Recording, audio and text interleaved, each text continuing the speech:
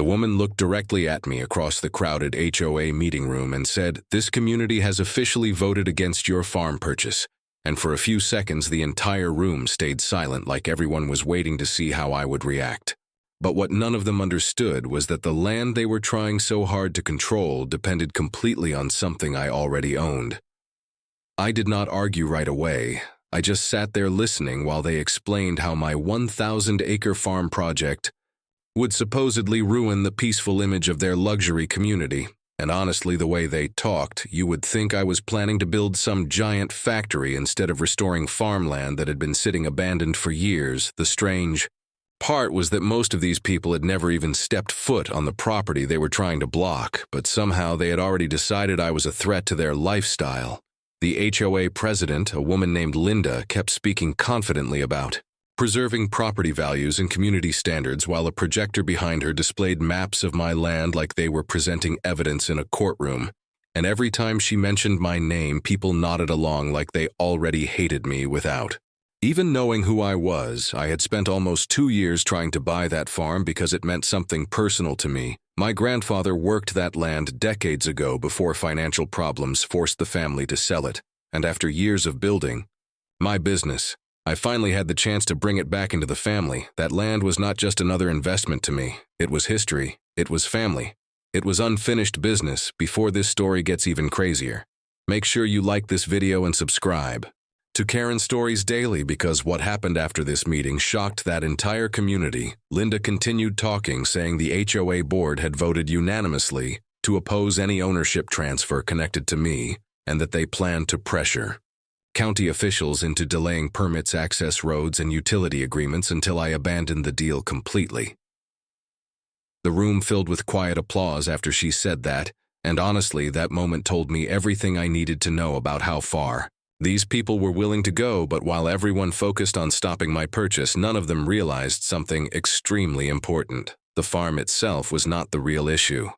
Water was sea. The entire community sitting around me had been built years earlier near protected agricultural land, and because of old county agreements, their water access depended on rights connected to the same property I was buying. Most people there had no idea, because those agreements were buried deep in legal records and ownership transfers over decades. But during my research into the farm, I discovered something unexpected. The water rights tied to the land had never been separated from the property itself, meaning whoever owned the farm controlled access to a large portion of the community water system agreements, and once my purchase finalized, those rights would legally transfer to me. I stayed completely calm during the meeting because there was no reason to reveal any of this yet. And honestly, I wanted to see how far they would take things first. After the meeting ended, several people walked past me whispering comments under their breath, acting like they had just protected their neighborhood from some dangerous outsider. And Linda stopped near the exit long enough to tell me directly, "You should save yourself the trouble and walk away now, because this community always wins." I just smiled politely and thanked her for the advice, because at that point I already knew something she did not. County office had approved the purchase earlier that same afternoon. The deal was done. The farm was officially mine. A few days later, the real tension started.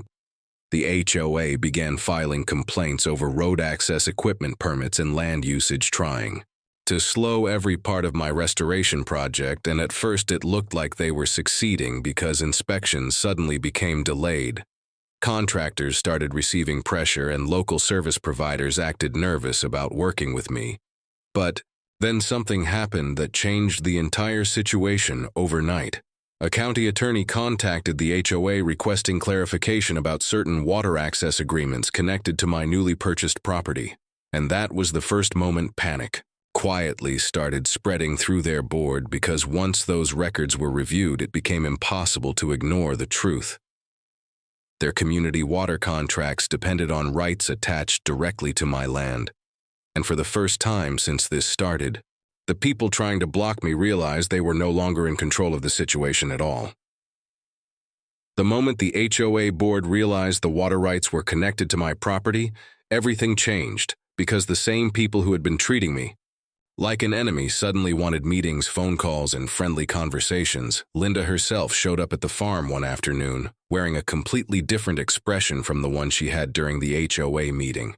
And instead of talking about community standards, she started talking about cooperation and understanding. It was honestly incredible to watch how quickly attitudes changed once they understood what was actually at stake. I stayed calm and respectful the entire time because my goal was never revenge. I just wanted to restore my family land and be treated fairly from the beginning. The county confirmed everything officially. The community water access agreements depended on easements and rights tied directly to the farm property, and without those agreements, future expansion permits and several utility protections could become very complicated for the who that news spread through the neighborhood. Fast. The same residents who once applauded against me suddenly started questioning the board, asking why they created unnecessary conflict with the very person connected to such an important resource. At the next HOA meeting, the atmosphere was completely different. Nobody was clapping anymore. Nobody was acting powerful and confident, because now they understood the situation clearly. Linda tried to speak carefully, saying the board may have acted too aggressively and wanted to move forward peacefully, and honestly, hearing that after everything they did, almost felt unreal. I simply told them something very direct: respect matters, and communities work better when people stop trying to control others through fear and pressure. After that meeting, the complaints stopped completely, permits moved forward, contractors returned, and the farm restoration finally began properly. A few months later, the land looked alive again, fields restored, fences repaired, equipment running, and every time I stood there looking across those acres, I thought about my grandfather and how close this place came to being lost forever. What stayed with me most was not the legal battle or the HOA drama, it was how quickly power shifts when truth finally comes into the light. If you made it this far, let me know what you would have done in this situation, and share this story with someone who needs to hear it, and make sure you subscribe to Karen Stories Daily for more stories like this, where people learn the hard way that control does not always mean victory.